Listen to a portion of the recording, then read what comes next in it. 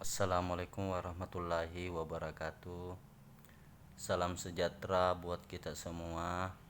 Semoga pada siang hari ini kita masih diberikan kesehatan untuk dapat melanjutkan aktivitas kita sehari-hari. Pada siang hari ini kita akan melanjutkan materi minggu yang lalu, itu judul penelitian, dan siang ini kita akan lanjutkan dengan materi yang terkait, yaitu penelitian tindakan kelas, yaitu bab 1 pendahuluan ya. Pendahuluan itu pada laporan PTK itu yang pertama adalah abstrak ya. Bagian awal laporan PTK itu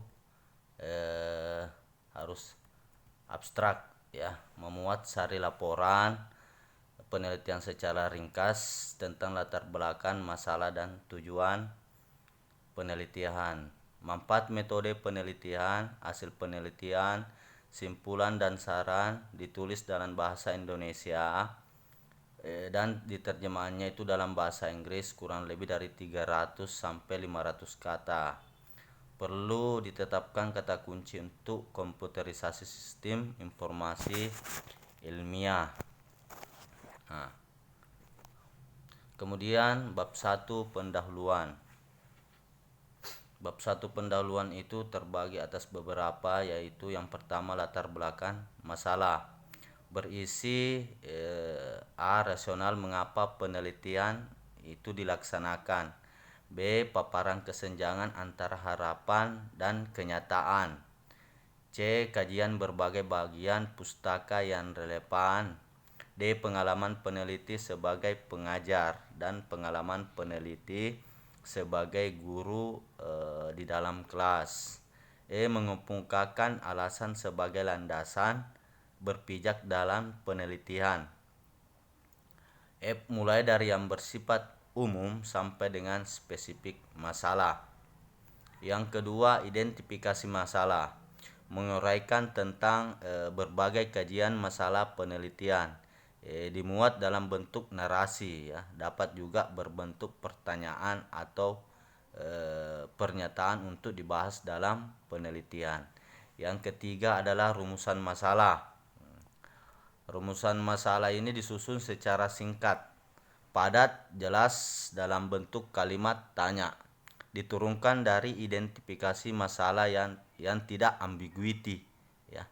Dapat diuji secara empiris dan rinci sesuai dengan kebutuhan pembahasan ya. Kemudian bab 1 pendahuluan. 4. Tujuan penelitian, menyatakan apa yang diperoleh dari penelitian, dirumuskan dalam kalimat pernyataan. Kelima, manfaat penelitian, menguraikan manfaat penelitian bagi yang pertama itu siswa, kedua pengembangan kurikulum, pengambil kebijakan, guru sekolah, pengembangan proses belajar mengajar dan lain-lain. Kemudian bab 2. Bab 2 itu kajian yang mengacu pada kajian teoritis dan hipotesis tindakan. Yang pertama, kajian teoritis itu menguraikan landasan substansi atau teoritis dan metodologis sebagai alternatif tindakan. Ketiga, kerangka konseptual memerlukan argumen logis dan teoritis. Kedua, kajian penelitian yang relevan. Yang pertama itu mencegah terjadinya plagiat penelitian. Maksudnya ini ada persamaan ya, yang pernah sudah diterbitkan kemudian muncul lagi yang sesama jenisnya ya. Ini yang banyak yang terjadi ya. Kemudian yang kedua, hasil penelitian yang sama sebelumnya dapat dijadikan landasan sebagai dasar berpijak dan diuraikan dalam topik ini jika ada. Nah, yang ketiga, hipotesis tindakan sebagai sasaran ujian diturunkan dari kajian teoritis atau kerangka konseptual dan pengalaman peneliti. Selama melakukan pembelajaran juga perlu ditetapkan indikator kinerja.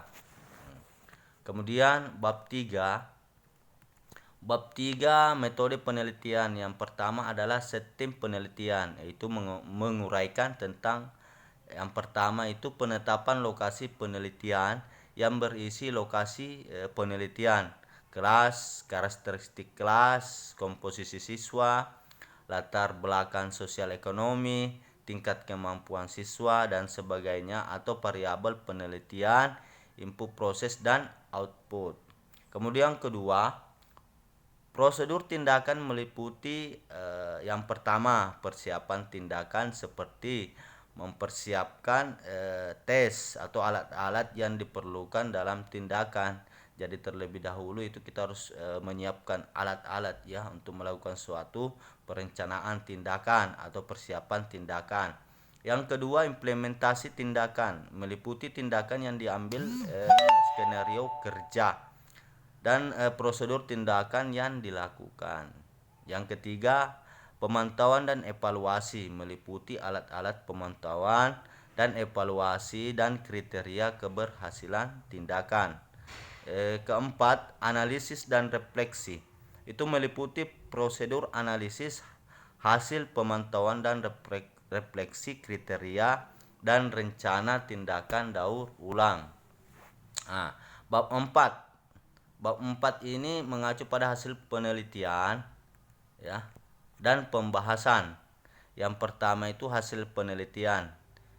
Yang pertama, deskripsi hasil tindakan tiap siklus atau kondisi penataan kelas, peran siswa, guru, teman sejawat, fasilitas yang digunakan, prosedur pemantauan dan penilaian hasil yang dicapai. Kemudian yang B, kedua, dirinci dan dipaparkan pemberian pertimbangan oleh semua pihak yang dilibatkan. Kemudian ketiga, hasil yang dicapai dan tindakan perbaikan dilakukan sebanyak siklus. Kemudian yang kedua, pembahasan. Pembahasan hendaknya memberikan penjelasan tentang kegagalan atau keberhasilan tindakan yang telah dilakukan dalam penelitian. Pembahasan dapat mengacu pada teori atau hasil penelitian yang relevan serta fakta-fakta objektif di lapangan yang merupakan pengalaman selama menjadi guru kelas. Kemudian bab 5, simpulan dan saran. Peneliti itu menyimpulkan hasil penelitian secara lengkap sesuai dengan masalah yang diteliti. Saran juga mengacu pada permasalahan dan simpulan. Kemudian bagian akhir laporan PTK. Yang pertama adalah daftar pustaka, memperhatikan hal-hal sebagai berikut. Yang pertama, pedoman penulisan daftar pustaka itu ditulis berdasarkan urutan abjad. Kemudian kedua, ditulis secara bertaat asas ya. Yang ketiga, komponen meliputi nama pengarang, tahun judul, tulisan kota, tempat penerbitan dan perusahaan penerbit ya. Hanya mencantumkan pustaka yang dirujuk ya. Kemudian bagian akhir laporan PTK.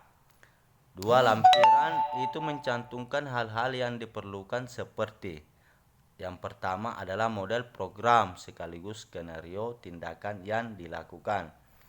Kedua, instrumen penelitian. Ketiga, data pendukung seperti hasil rekap, tabulasi data, foto dan lain-lain yang dianggap perlu. Jadi ini mengacu pada dokumentasi kegiatan.